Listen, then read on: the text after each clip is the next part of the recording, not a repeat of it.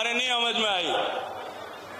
दोनों हाथ खड़े करिए, मुट्ठी बंद करिए संकल्प की। मोदी जी का कमल 400 से ज्यादा कमल रेश में खिलाएंगे। इस संकल्प के साथ में पूरी ताकत से बोलिए भारत माता की,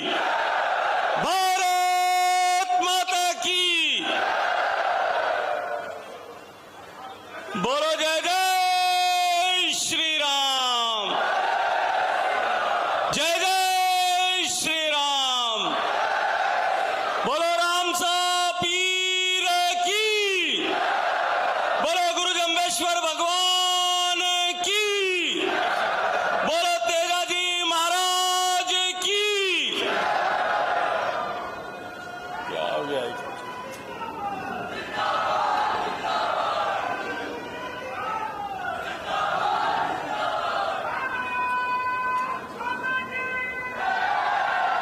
थोड़ा जोर लगा और बोलो नहीं।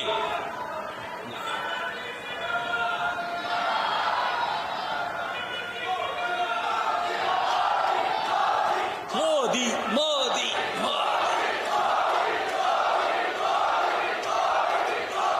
मोदी मोदी मोदी।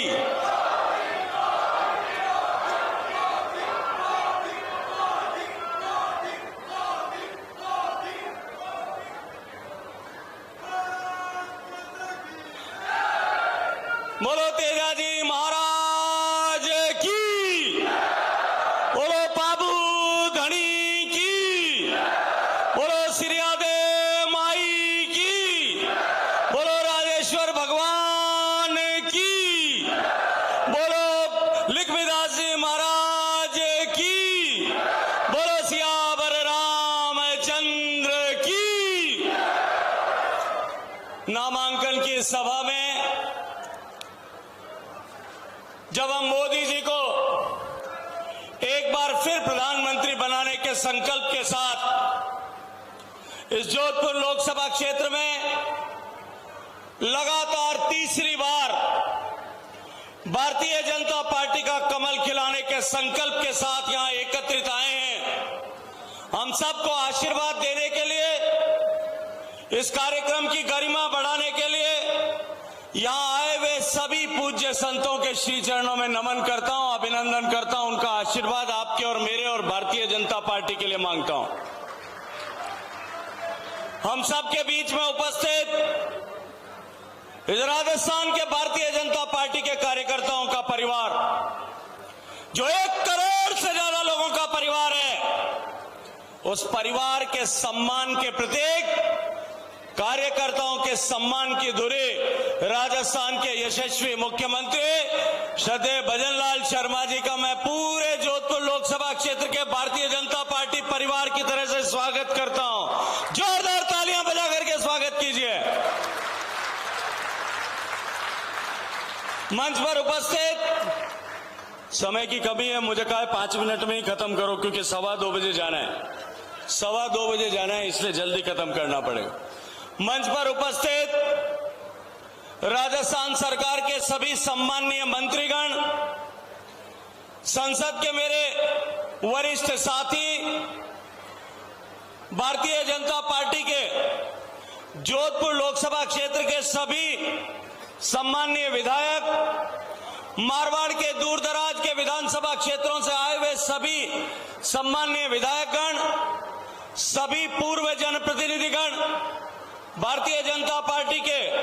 मंच पर उपस्थित, मंच के सामने बैठे हुए सभी दायित्ववान कार्यकर्ता, इस सभा में विशाल संख्या में आए हुए सभी सम्माननीय पंचायती राज के जनप्रतिनिधिगण, इस सभा में उपस्थित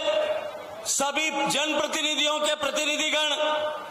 सभी सम्माननीय समाजों के अध्यक्ष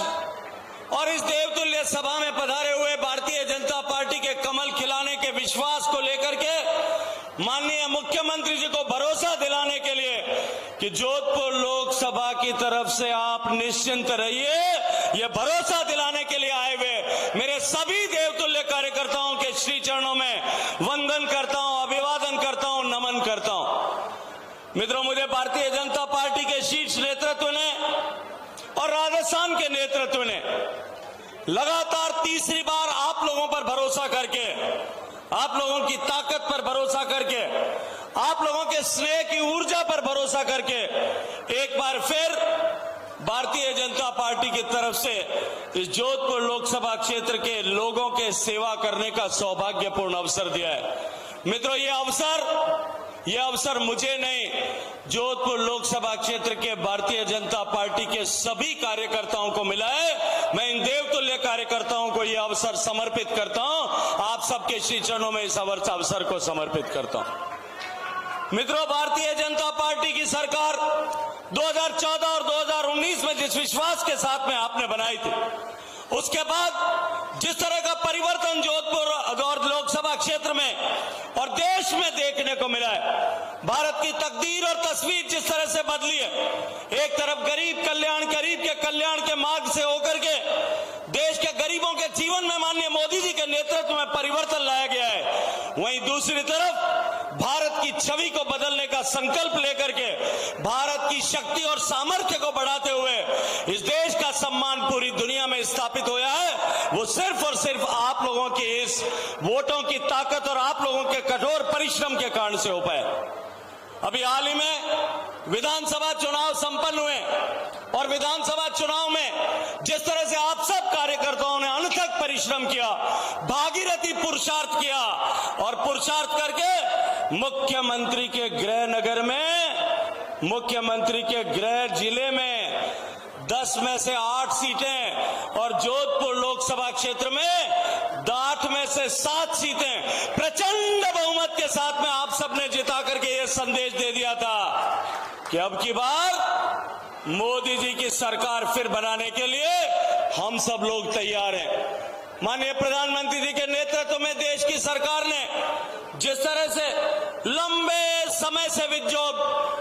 विलंबित विषय थे उन सब का समाधान किया है। राम मंदिर बनाए, देश की विरासत का सम्मान हुआ है और उसके साथ साथ में देश के माथे पर जो कलंक का टीका था, वो कलंक का टीका 370 की धारा और 35A के कारण से, जिसके कारण से इस मारवाड़ की धरती का शायद कोई एक गांव ऐसा नहीं होगा, शायद कोई एक ऐसी पंचायत नहीं होगी, शायद कोई भी एक ऐसा समाज नहीं होगा जिसका कोई न कोई बेटा इस कश्मीर को बचाने के संघर्ष में अपनी जान वहां गंवा बैठा होगा। आज उन सबको श्रद्धांजलि देते हुए जिन लोगों ने इस देश को अखंड बनाए रखने के लिए अपने आप को कुर्बान कर दिया, मातृभूमि की बलिवेदी पर अपने आप को सौंप दिया, उन सब के परिजनों का संकल्प सिद्ध करने के लिए कि हम देश को अखंड बनाएंगे,